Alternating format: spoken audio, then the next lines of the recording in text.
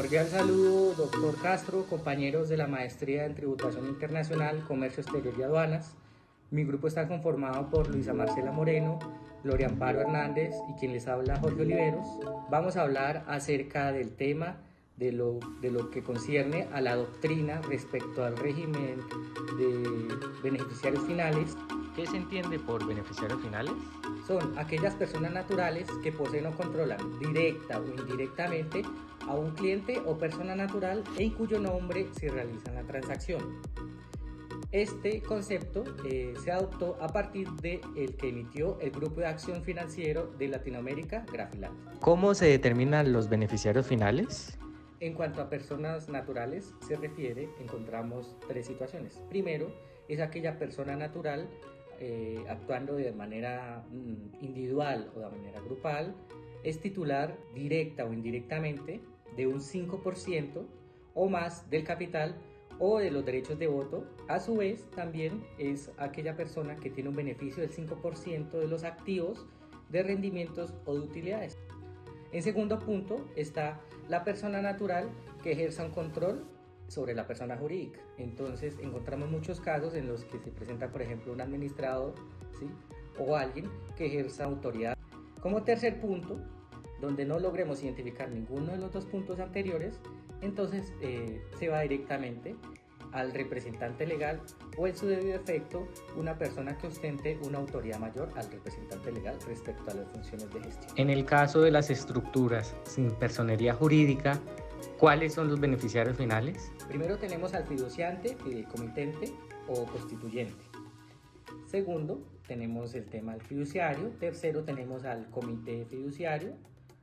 Como cuarto punto está el fideicomisario, beneficiario o beneficiarios condicionados, que si no entra dentro de ninguna de estas clasificaciones, entonces es aquella persona natural que ejerza un control, además que ejerza o que disponga de los activos o bienes, en este caso. El problema gira en torno respecto a la contextualización de ciertas estructuras u organizaciones que no se pueden configurar a simple vista en el apartado anterior. Un ejemplo que se tiene es el caso de las iglesias, en donde se menciona que el tratamiento que se le debe dar es de acuerdo al artículo 6 de la resolución 164, es decir, un tratamiento comunal. Otro ejemplo que existe es acerca de las juntas de acción comunal, en donde citan la ley 2166 de 2021, en donde se da un concepto y simplifican diciendo que son personas jurídicas, es decir, que deben presentar la información de acuerdo a la norma. Un tercer caso son las juntas administradoras locales, en donde estos son organismos colegiados elegidos democráticamente y pues como hacen parte de la administración municipal no estarían obligados a presentar el RUP. Bajo una mirada internacional, según el GAFI, que es el Grupo de Acción Financiera Internacional, los beneficiarios finales son las personas físicas que se encuentran detrás de una entidad, una persona natural o una estructura jurídica que la controla.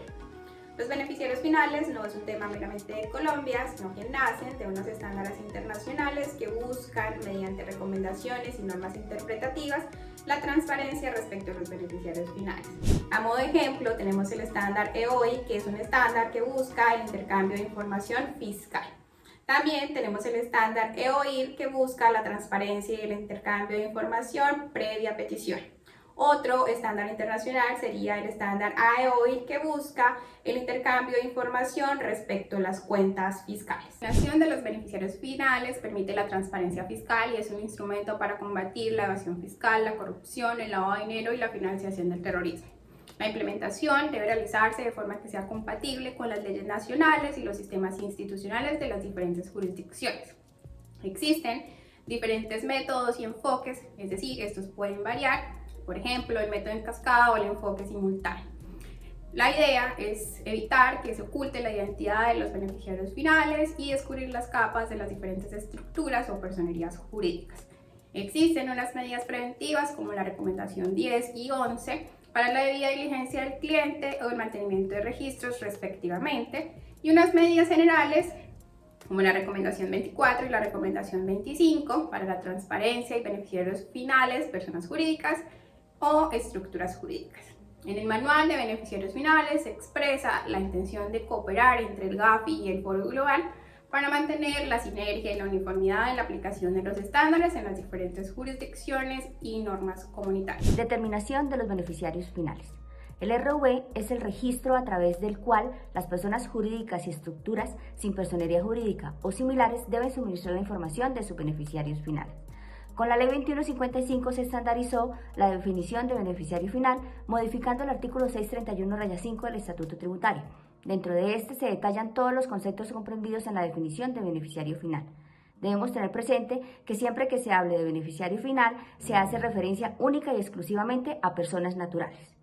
No podemos hablar solamente de beneficiario final para efectos fiscales, ya que su concepto desborda la órbita fiscal. Cuando se habla de beneficiario final, hay un marco completo regulatorio que se refiere a las buenas prácticas para la lucha contra la corrupción, la evasión fiscal, el lavado de activos, la financiación de terrorismo, entre otros. El RUE hace referencia a la transparencia, siendo este uno de los objetivos que buscan generar todos los estados. En nuestro caso, Colombia, es el de poder entregar a todos sus ciudadanos las cuentas claras, evitando las malas prácticas que pueden llevar a la corrupción, evasión, elusión y contrabando. Objetivo del Registro Único de Beneficiarios Finales, RUE. De conformidad con lo dispuesto en el artículo 631-5 del Estatuto Tributario, así como lo dispuesto por la Resolución DIAN 164 del 2021, serán beneficiarios finales todas las personas naturales que cumplan los criterios y calidades allí establecidas. Para determinación de algunos casos específicos se contempla. Cuando ninguna persona natural cumpla con los requisitos señalados, deberá informarse como beneficiario final a la persona natural que ostente el cargo de representante legal o quien ostente una mayor autoridad en relación con las funciones de gestión o dirección de la persona jurídica. Segundo, no hay limitación respecto al número de beneficiarios finales que pueda tener una persona jurídica o una estructura sin personería jurídica. Tercero, ningún caso son excluyentes los criterios para que una persona natural sea considerada como beneficiario final. Cuarto, una persona natural con vinculación laboral a la persona jurídica puede llegar a ser beneficiario final. Quinto, las sociedades disueltas en estado de liquidación deberán reportar como beneficiario final al liquidador de dicha sociedad.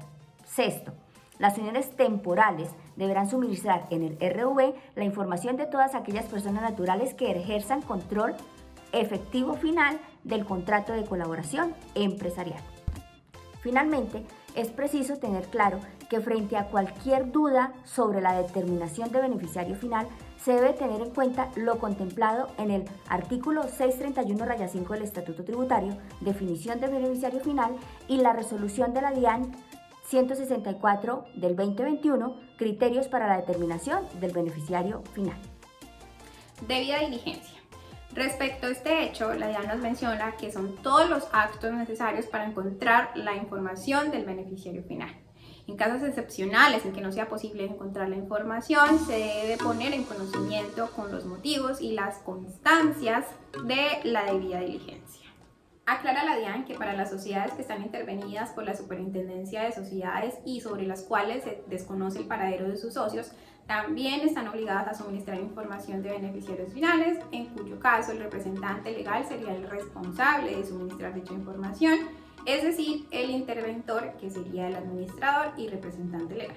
Régimen sancionatorio. Especifica la DIAN que las sanciones de información del RUE guardan relación con las sanciones del RUT. Por lo tanto, no suministrar información del RUT guarda relación con las sanciones por no inscribirse en el RUT, que significaría la clausura de un día por mes o fracción de retraso o una multa de una OVT para quienes no tengan establecimientos.